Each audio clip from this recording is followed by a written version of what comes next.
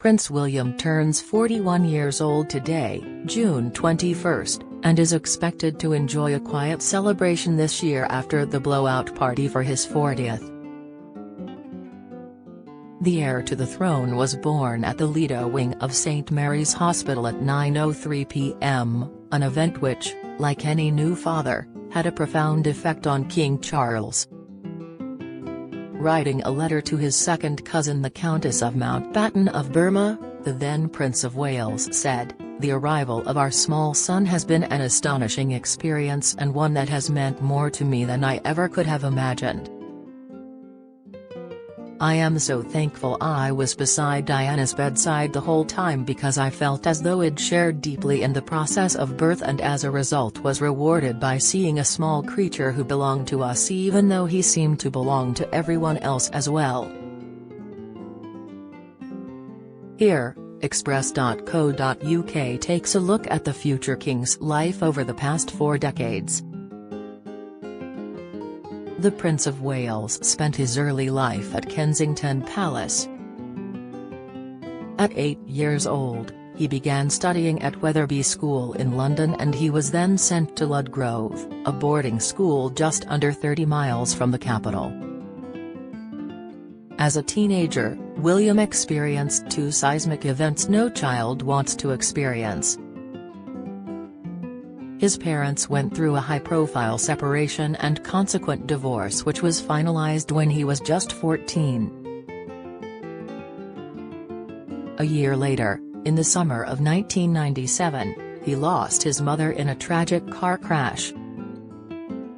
He and Prince Harry famously walked behind Diana's coffin as it made its way to Westminster Abbey, something royal commentator Christopher Anderson told the Royally Us podcast in November. Charles regrets to this day.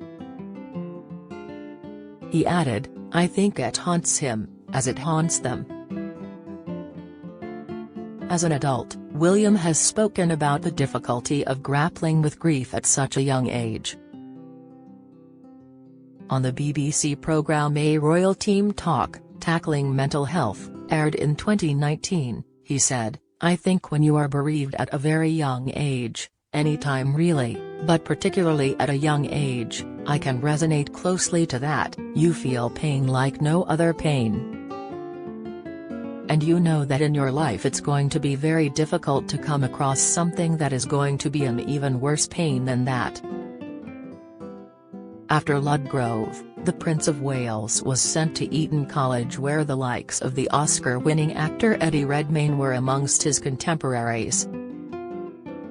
In 2000 he left the prestigious school with 12 GCSEs and 3 A-levels, an A in geography, a B in art and a C in biology. But before going to university where he met his future wife, he took a gap year where he went to Belize, Africa and Chile volunteering. In fact, he narrowly missed out on meeting Kate Middleton then as she traveled to Chile just weeks after him. In 2001, the prince began studying at the University of St Andrews where he was largely left alone by the media so that he could live life like a normal student. While there he met and began dating Kate. In fact, the pair lived in the same house where he attempted to impress her by making amazing fancy dinners. He later graduated from St Andrews with a 2:1 in geography, having switched courses from art history. After graduating, William had internships in land management and banking before embarking on a solo overseas tour to New Zealand. Just months after leaving university, William was admitted to the Royal Military Academy Sandhurst where he became a lieutenant and troop commander with the Blues and Royals.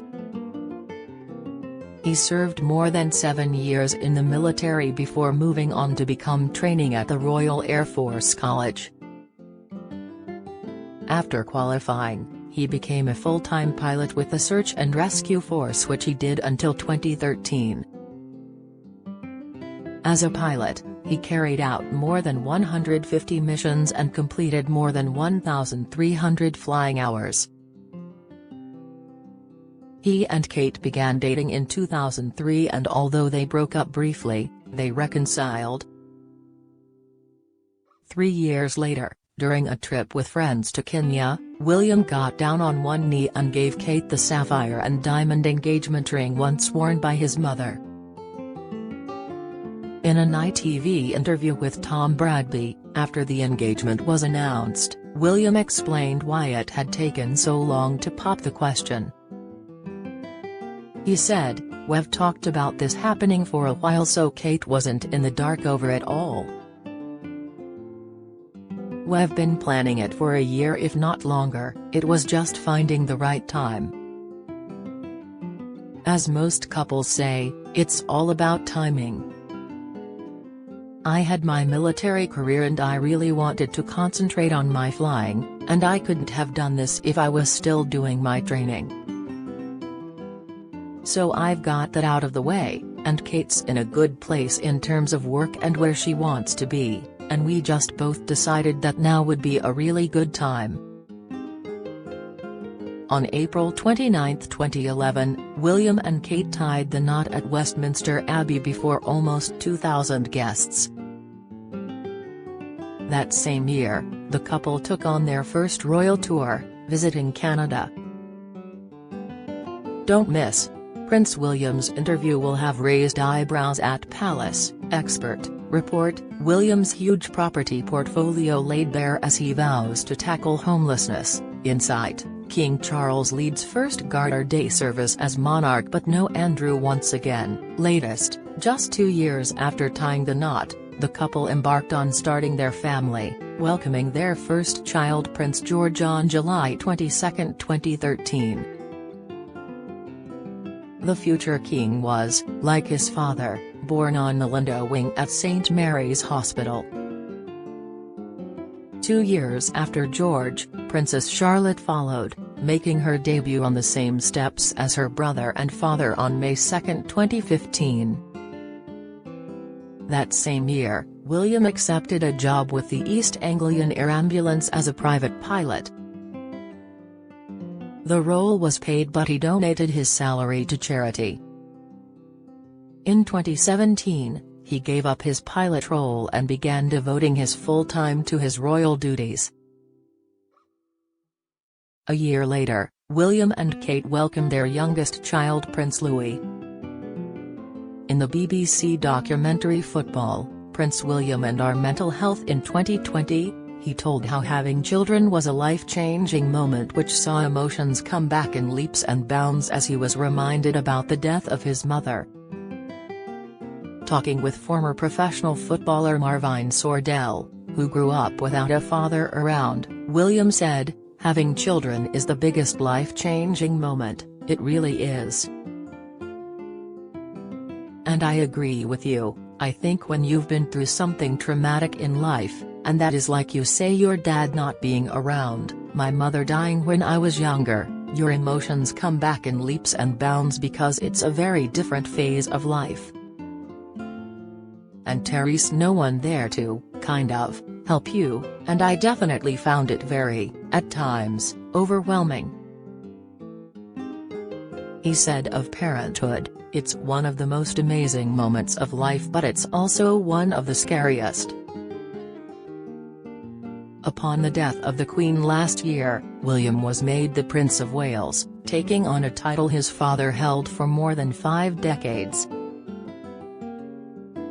As future king, he has played a prominent role over the past few months, particularly at significant royal events of late.